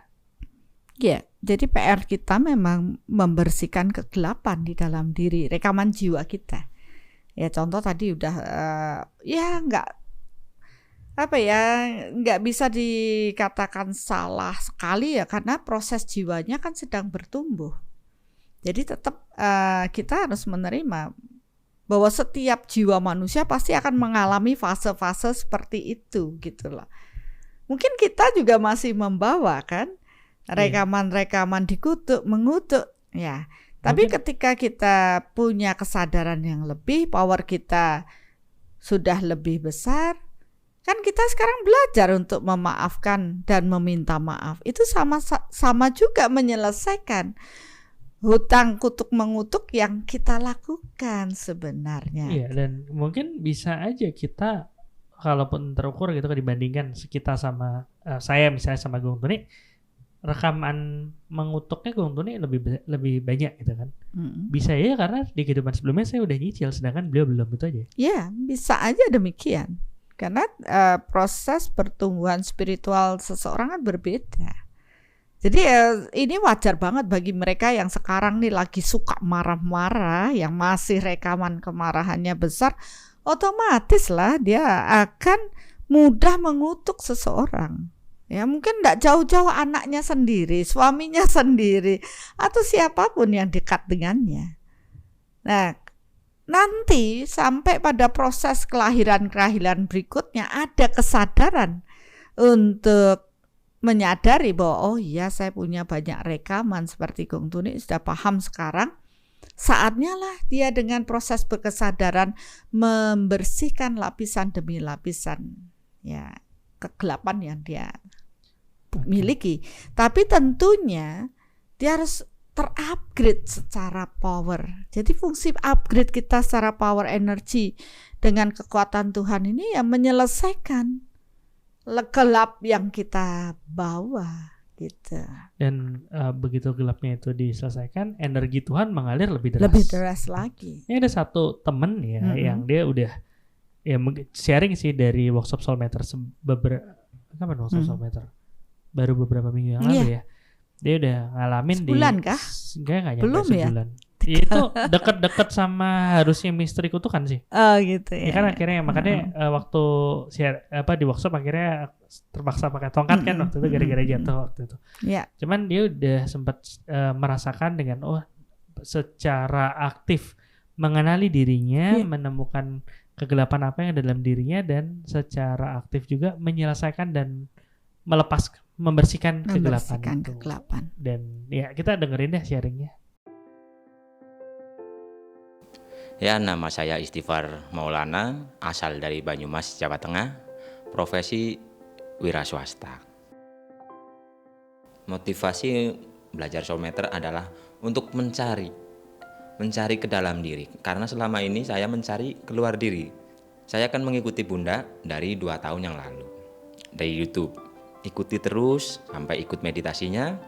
Setelah saya ikut meditasi, saya menemukan ketenangan. Saya menemukan aliran-aliran energi yang begitu dahsyat, sehingga saya berusaha untuk melayakan diri, untuk memahami setiap kata-kata Bunda yang ada di YouTube. Dan alhamdulillah saya bisa sampai ke tempat yang begitu indah ini.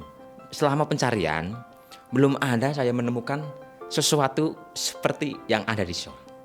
Soul sangat luar biasa, sangat memancarkan energi ilahi, dan selama pencarian itu pun hanya ada di Soul. Tidak ada yang lain lagi.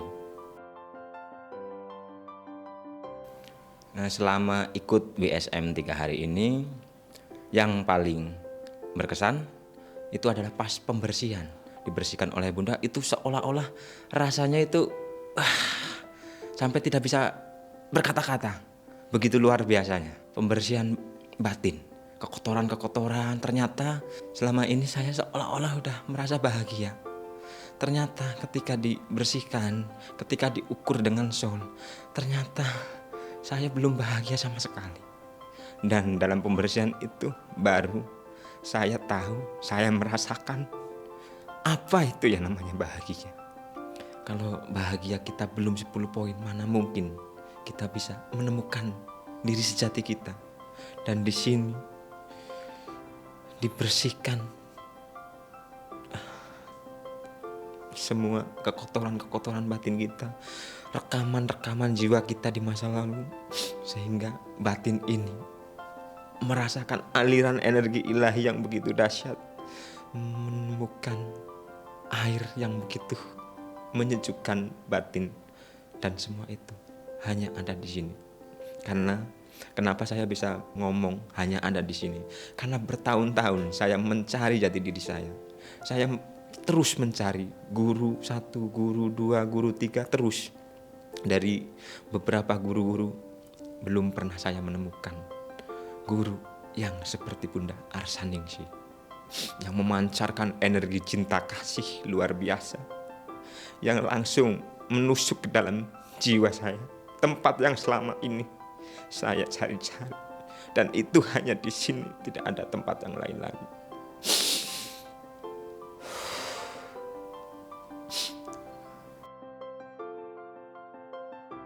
Harapan saya setelah saya kembali, saya akan terus mengembangkan soul meter ini, bukan hanya untuk diri pribadi. Sebisa mungkin keluarga, tetangga, bahkan semua umat manusia tahu cara soul meter ini.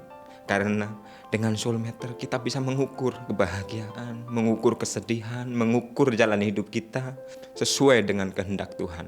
Karena tanpa soul meter kita berjalan sesuai prasangka, dan prasangka itu belum tentu itu adalah kehendak Tuhan. Dan dengan soul meter ini kita bisa mengukur langkah kita, kehidupan kita sesuai dengan yang Tuhan kehendaki, sehingga kita bisa menjadi eling dan menerima sesuatu apapun itu, dan kita pastinya akan waspada. Dengan soul meter ini kita akan tertuntun untuk mengenal diri. Kita bisa berjalan lurus, tidak terjebak oleh iming-iming mungkin, oleh jebakan-jebakan mungkin yang melencengkan langkah kita untuk kembali pulang kepada Sang Maha. Semoga semua mau melayakkan diri untuk mengikuti soul meter, karena saya dari pengalaman pribadi, dari pencarian bertahun-tahun hanya ada di sini. Dan kitab-kitab oleh Bunda dirangkum, dan apa yang disampaikan oleh Bunda, semua itu adalah kebenaran sabda Tuhan. Karena dalam kitab-kitab semua kata-katanya dengan perumpamaan saya yang sangat kotor ini bingung dengan makna atau hakikat dari arti-arti tersebut. Tapi oleh Bunda, semua hakikat atau makna yang sebenarnya dirangkum menjadi satu. Kebenaran sejati apa yang disampaikan oleh Bunda itu adalah sabda Tuhan yang bisa diterima oleh semua agama, oleh semua manusia. Karena yang Bunda sampaikan sejatinya itu adalah sabda yang diturunkan oleh Sang Maha lewat saluran Bunda Arsaningsih. Mari bertumbuh bersama, Soul is Solution. Saya nggak terlalu ini ada yang bilang tadi berbes mili, motong bawang. Saya nggak terlalu tuh waktu nonton itu, karena nontonnya udah berkali-kali. Waktu pertama iya. Ya, terima kasih udah sharing, Mas Maulana. Soalnya ya itu emang benar-benar yang dia rasakan, yang emang dialami, ngerasain energi Tuhan masuk lebih dalam. Ya karena itu proses membersihkan kegelapan-kegelapannya itu ya Bunda. Iya betul. Ternyata saya tadi juga ikut harus sih, kalau Dr. Rasto kan pakai ngeditnya ya. Ternyata katanya nangisnya lama, tapi begitu selesai nangis baru disutik lagi jadi ketawa. Karena ada yang nanya tuh, lo kok ngomongnya sambil ketawa, karena tadinya nangis ya. Itu banyak yang dipotong ya. Tapi nanti kita publish khusus ya, khusus bagian nangisnya doang ada. Jangan. Satu episode. Ya, karena ya itu ungkapan rasa ya. Tapi memang itu proses pencarian. Begitu menemukan, klik, merasakan cinta Tuhan, siapa sih nggak haru ya. Bahkan ya saya sendiri setiap mengajar atau setiap menuntun meditasi, begitu cinta Tuhan mengalir sangat deras itu pasti ada rasa keharuan, dicintai oleh Tuhan. Ya mudah-mudahan Bapak Ibu yang belum sampai WSM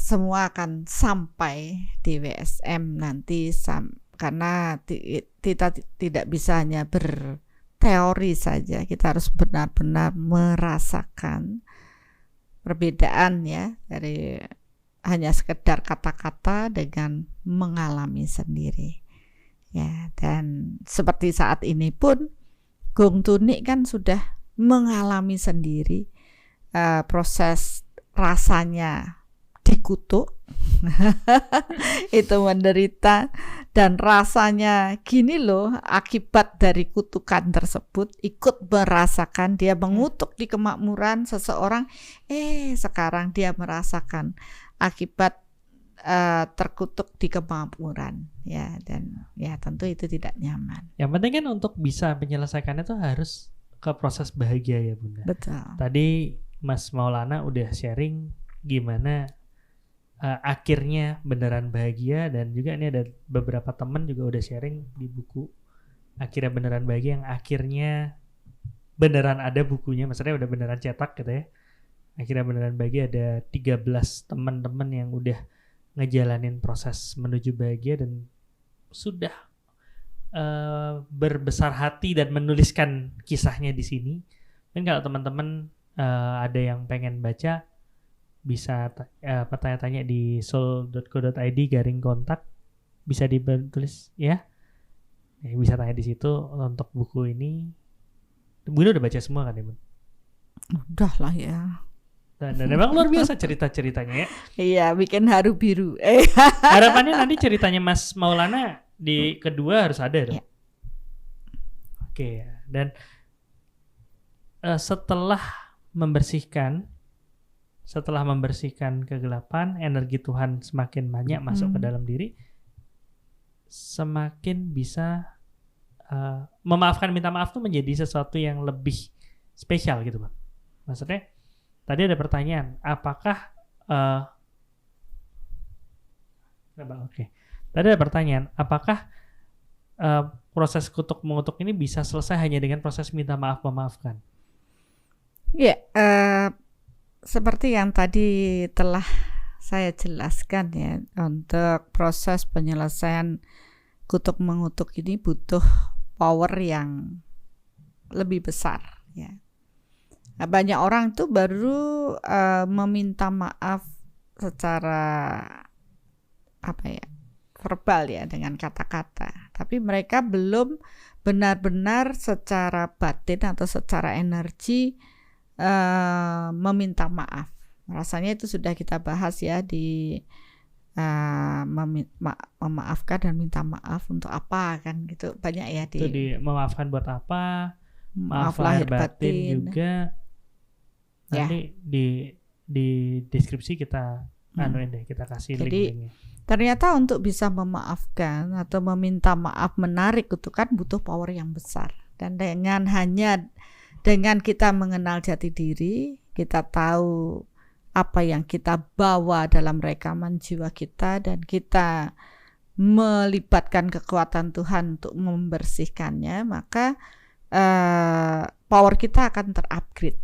Ya, karena di WSM itu kan proses upgrade power, bukan berteori. Kalau knowledge atau pengetahuannya kita bisa bagikan lewat YouTube. Tapi untuk memperkuat atau mengupgrade power kita untuk terhubung lebih kuat dengan kekuatan Tuhan, itu hanya di workshop ya. Nah, setelah power kita lebih tinggi, maka suatu saat kita akan dipertemukan dengan hukum sejenis menarik sejenis, dengan orang-orang yang berinteraksi dengan kita dengan proses karma, baik maupun buruk ya. Ya kalau buruk kita upgrade, maka power yang sesuai akan datang, dan disinilah kita menyelesaikan hutang, dipertemukan proses untuk menyelesaikan. Seperti Gung Tunik tadi, begitu dia bertemu, dia menyadari bahwa saya mengutuk, dia melakukan proses minta maaf dan memaafkan dan menarik, membersihkan ya energi kutukan yang sudah menempel ya ratusan tahun, mungkin nempelnya di rekaman jiwa seseorang tersebut.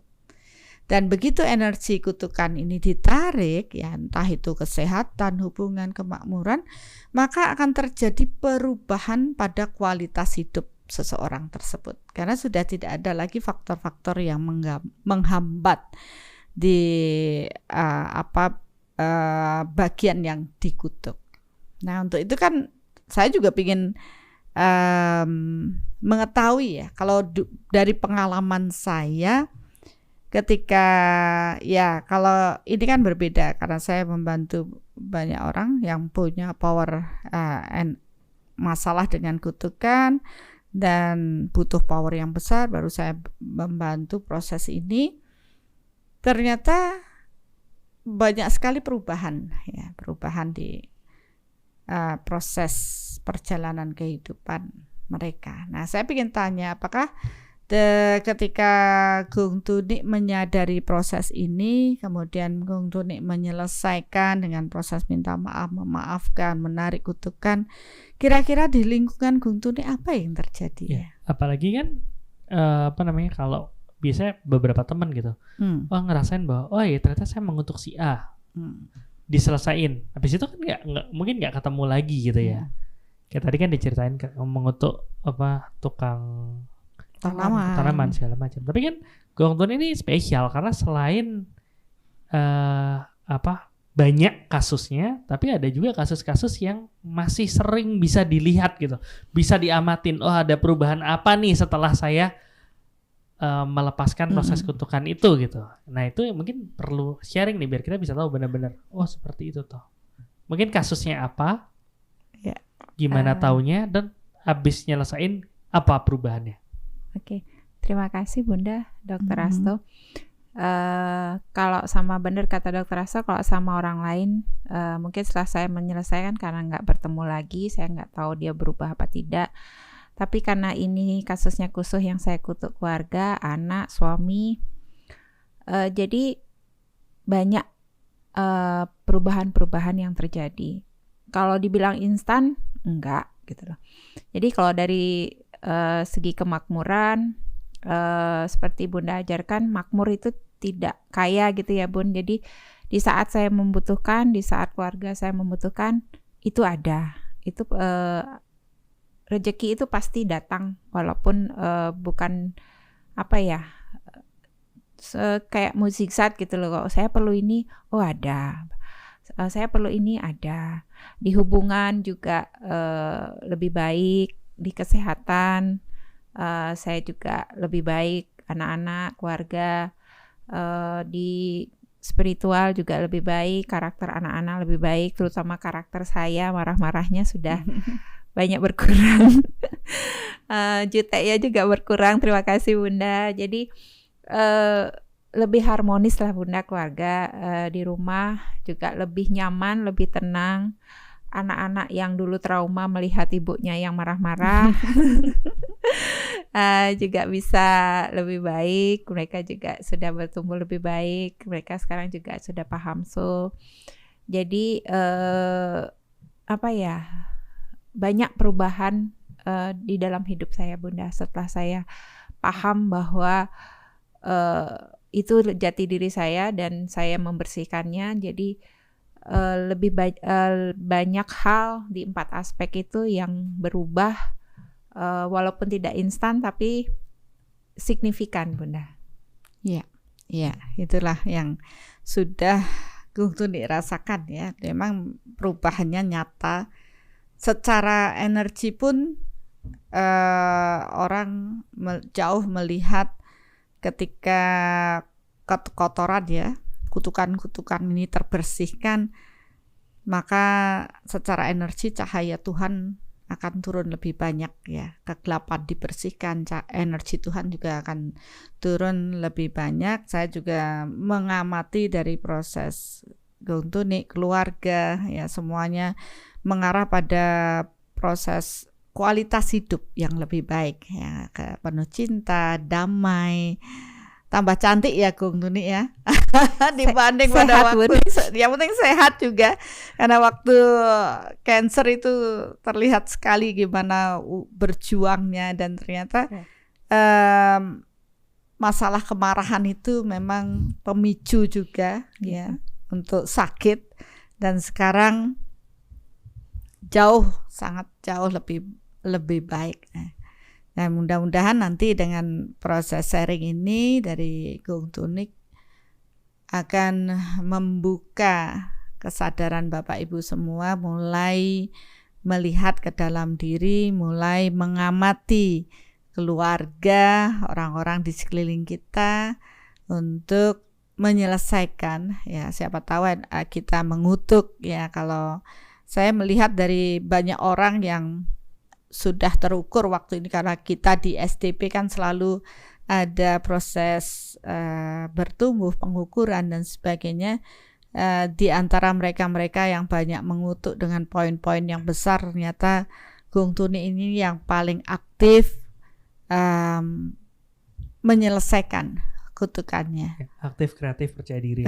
Ya, dan benar lebih detail dia dibanding yang lain. Yang lain tuh masih ngelewo itu apa ya?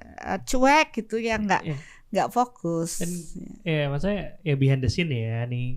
Kalau udah misalnya kelas langkah awal mengenal jati diri gitu, begitu keluar list orang-orangnya itu langsung dia paling kreatif, paling aktif kreatif gitu, langsung nyari yang mana nih yang saya kutuk, yang mana saya kutuk, langsung diselesaikan seperti itu. Langsung diselesaikan, dan itu membuahkan hasil hutang-hutangnya terlunaskan ya. Jadi ya memang itu kembali pada diri kita. Semakin kita mengenal diri kita, semakin kita paham apa yang harus kita lakukan dengan proses pemurnian batin itu, maka semakin besar cahaya Tuhan yang mampu memasuki diri kita, dan kita menjadi saluran cahaya Tuhan untuk semua aktivitas kita. Nah, di situ saya melihat memang 4 aspek pun bertumbuh dengan baik. Ya, mudah-mudahan ini juga menjadi contoh bagi Bapak Ibu semua untuk terus bertumbuh. Satu pertanyaan terakhir bisa Bunda. Tadi kan Bunda udah ngomong nih bahwa terjadi perubahan yang bukan Bunda yang ngomong ya, Gong Tuni yang ngomong. Walaupun tidak instan tapi signifikan ada perubahan dari orang-orang yang dikutuk. Pertanyaan dari Menawati. Kalau kutukan itu belum ditarik dan masih menempel di jiwa tersebut, apakah setiap kelahiran orang yang dikutuk itu akan selalu terpuruk, Bunda? Betul. Ngelakuin hal buruknya sekali, tapi terus itu membuat hal buruk terus sampai itu dilepaskan. Iya. Ada kalau yang saya lihat ya, saya juga belajar dari mengamati, ini bukan dari teori ya. Orang yang dikutuk ini begitu dikirimkan, maka dia akan terus berkelanjutan ya, menggendong, membawa energi kutukan tersebut, dan itu akan terpetakan kembali. Ya, karena hukum kesejenisan, pada setiap kelahirannya dia akan dipertemukan lagi dengan orang-orang yang terkutuk lagi. Ya, jadi itu yang memetakan hukum sejenis menarik sejenis. Dan memang sesuai dengan proses dirinya, apabila kutukan ini akan bisa terbebaskan, satu, dia bertemu dengan yang ngutuk seperti yang dilakukan Gong Tuni.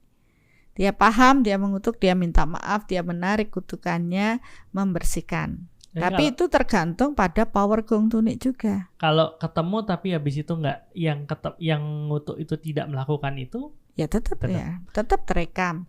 Tetapi ingat, kan semua prosesnya bertumbuh nih. Ya seperti tadi, Gong Tuni kalau masih seperti dulu, tidak terupgrade secara energi dengan kekuatan Tuhan, biarpun dia bertemu dengan yang dikutuk, Dan dia tahu, tidak mampu, ya, dan tidak mampu, dan dia tidak mampu menarik kutukannya karena powernya masih lowbat. Nah, akhirnya apa? Di kehidupan yang akan datang ketemu lagi, penderitaan tetap diterima. Ya, menderita terus. Kemudian kutukan ini, ya, hukumnya adalah ketika ada power energi yang lebih besar yang mampu, yaitu energi Tuhan yang mengalir lebih besar, maka level energi dikutukan, misalkan nih, kita ambil level energi kutukannya 0 sampai 10, ya kan, di framingnya kan 0 sampai 10 power energi kutukan. Saat ini saya di level energi 2, ya, maka saya akan mampu membersihkan rekaman-rekaman energi kutukan di rekaman jiwa saya di level 1. Kita nyelesain sendiri, membersihkan, walaupun kita tidak bertemu dengan orang yang mengutuk kita. Kenapa? Karena kita sudah bertumbuh gitu. Kalau kita naik kelas lagi, power kita di level 3, ya, kita punya rekaman nih. Oh, saya ternyata punya rekaman yang di level 2. Maka dengan power kekuatan Tuhan yang mengalir di level 2 ini bisa terbersihkan. Ini loh fungsinya kita upgrade. Tapi kalau dia di level 3, kutukannya level 3 masih belum bisa. Belum bisa. Jadi dia harus minimal satu level lebih tinggi daripada energi yang kotor tersebut. Jadi tadi cara satu adalah ketemu sama yang ngutuk, dan yang ngutuk sudah bertumbuh, yang ngutuk mau melepaskan kutukannya. Terus yang kedua adalah orang yang dikutuk ini bertumbuh sehingga dia mencapai satu level tertentu di mana dia bisa menyelesaikan kutukan-kutukan yang ditujukan kepada dirinya pada level-level di bawah levelnya dia sekarang. Ya. Tapi kalau ada level yang di atasnya dia belum bisa. Belum bisa. Masih dia bawah. Nah, ada kesempatan yang ketiga. Ketika dia bertemu orang yang mumpuni, entah itu guru, entah itu orang yang mempunyai power yang lebih besar dari dirinya untuk membantu proses membersihkan kutukan tersebut. Itu yang nomor 3. Yang nomor 3. Jadi bertemu dengan orang yang memiliki power lebih, mau dan mampu, bisa aman untuk melepaskan kutukan itu. Iya. Oke. Ini kita tadi di awal kita bilang kalau itu akan dibahas episode depan ya, tapi udah kebahas sekarang. Ya sudahlah. Ya sudahlah. Kali memang harus seperti itu. Kita mengalir aja, Dokter Asto. Mungkin saking keponya sudah banyak yang pingin tahu gimana caranya. Akhirnya ya ini pun. Oke. Jadi kalau tadi Bunda bilang kayak gitu, yang nomor 3 nih, yang ketemu sama orang yang bisa, ini kan sesuatu yang di luar apa ya? Ya, untung-untungan lah. Maksudnya tergantung karmanya dia, tergantung hokinya dia ketemu apa enggak. Udah gitu ketemu orangnya itu pas bisa apa enggak segala macam. Yeah. Tapi ada 2 poin nih, antara dia ketemu sama orang yang untuk dia atau dianya sendiri bertumbuh. Yeah. Tapi dua-duanya harus bertumbuh ini kan? Iya. Nah, cara bertumbuh tuh gimana sih? Ya, bertumbuhnya ikuti langkah awal mengenal jati diri. Kenalin dulu jati dirinya. Mulai kenal diri kita, kemudian melepas kegelapan dalam diri. Jangan salah, melibatkan kekuatan Tuhan ya. Karena satu poin penting yang harus Bapak Ibu sadari, kenapa sih manusia harus melibatkan kekuatan Tuhan? Karena segala proses energi di alam ini itu sifatnya kekal. Energi tidak bisa dihancurkan. tapi hanya energi Tuhanlah yang mampu mentransformasi atau mengubah. Ya, jadi tetap kita butuh kekuatan Tuhan untuk mengubah kondisi-kondisi seperti tadi kutukannya supaya bersih, itu butuh kekuatan Tuhan. Kalau tidak, biasanya orang hanya memindahkan. Sakitnya pindahin ke kambing, sakitnya ditarik di telur, sakitnya pindahin ke kristal, itu baru memindahkan. Tapi habis itu balik lagi nggak sih? Nanti balik lagi. Udah kambingnya sakit.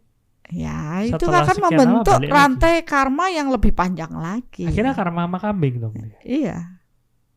Iya, tetaplah. Nanti juga akan ditagih sama kambingnya.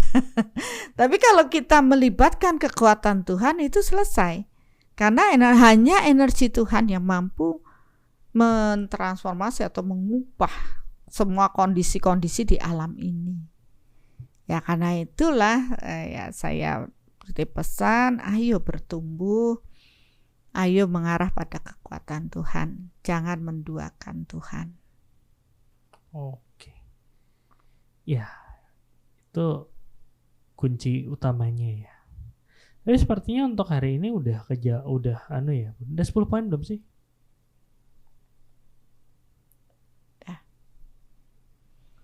Udah ya.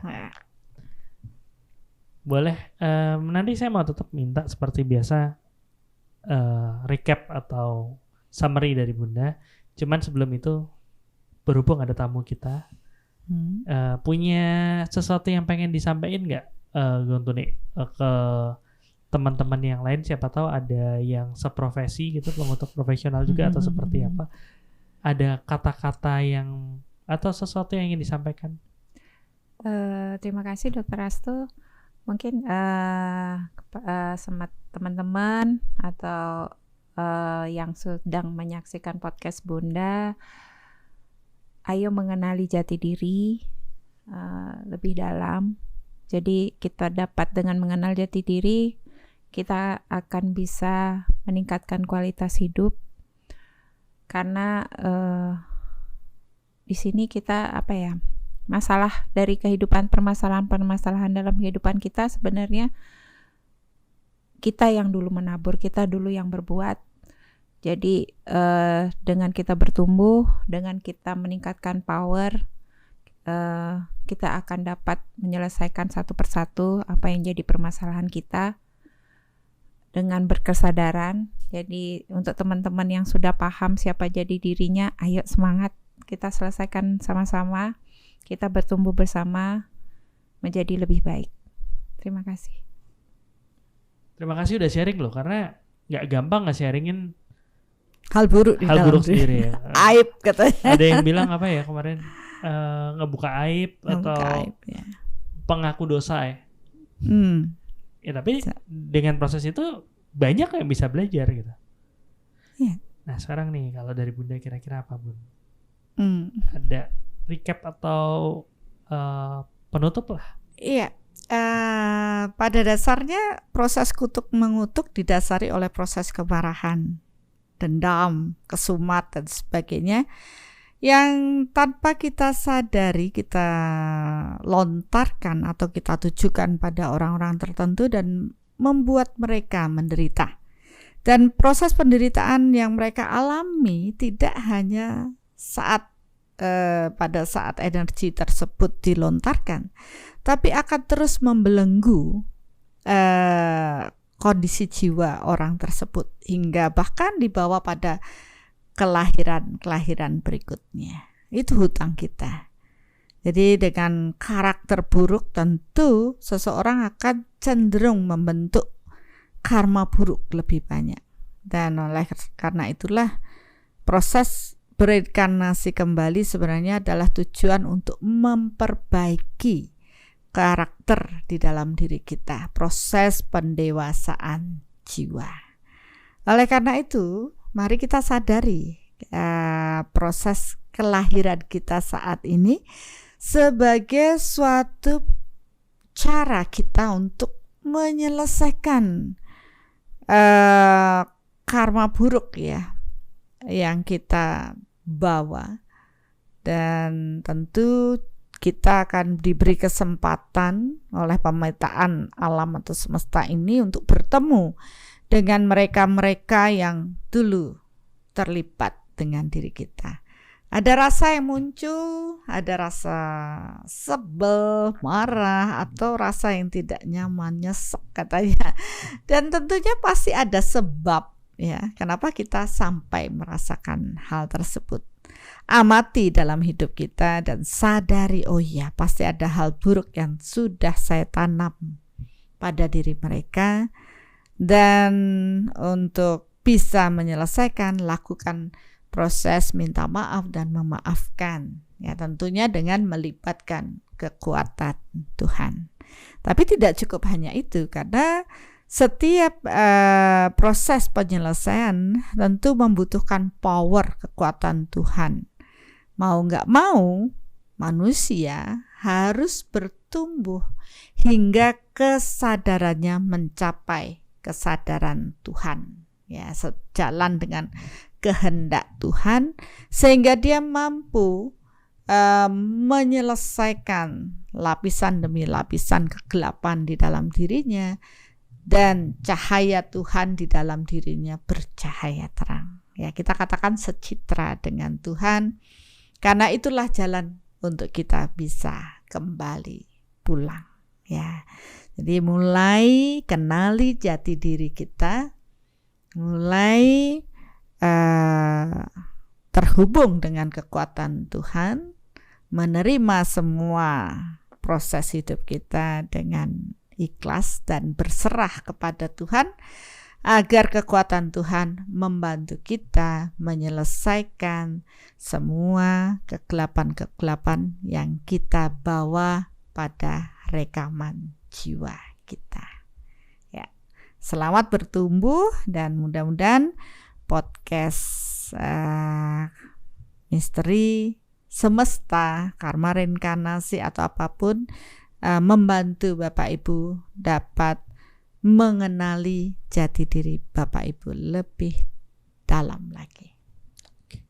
Dan ya mungkin seperti yang tadi Bunda bilang, kalau kita sudah mulai mengenali jati diri, kita jadi tahu apa yang harus diperbaiki ya. Iya. Dan prosesnya seperti itu. Nah, sekarang giliran Dokter Asung. Belum. Belum. Enggak, soalnya tadi baru keinget ada satu hal. Ini yang tadi rencananya mau kita bahas untuk episode 2, proses gimana melepas kutukannya, sudah terjawab sama Bunda kan. Tapi masih ada satu poin yang harus kita bahas, yaitu masalah terkutuk Bunda.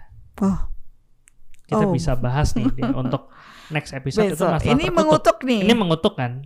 Mengutuk, dikutuk secara nggak langsung udah kebahas di sini kan. Terkutuk kan beda. Oh iya. Itu bisa kita bahas. Terus tadi ada juga yang nanyain tentang kalau bisa kontak kita lewat mana. Itu ada kita udah bikin link yang gampang untuk diingat, sama bisa di situ ada soul.co.id/kontak. Kontaknya kontak bahasa Indonesia ya, KONTAK. Nanti di situ bisa ada pilih link untuk ke WhatsApp atau Telegram, jadi bisa langsung hubungin ke sana.